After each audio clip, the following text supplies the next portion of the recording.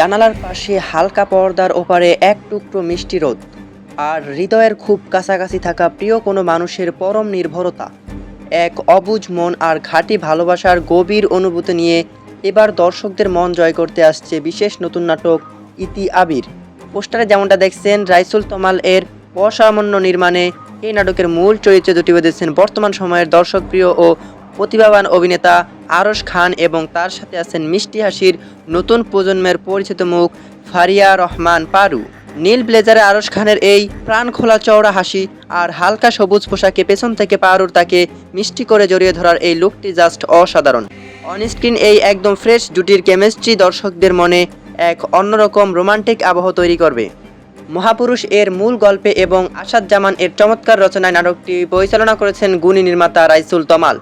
আরশ খান ও পারুর এই অনস্ক্রিন রসায়ন এবং মন ছুঁয়ে যাওয়া গল্প নিয়ে আপনাদের ছুটির দিনের আগের দিনকে দারুণ উপভোগ্য করে তুলবে নিশ্চিত।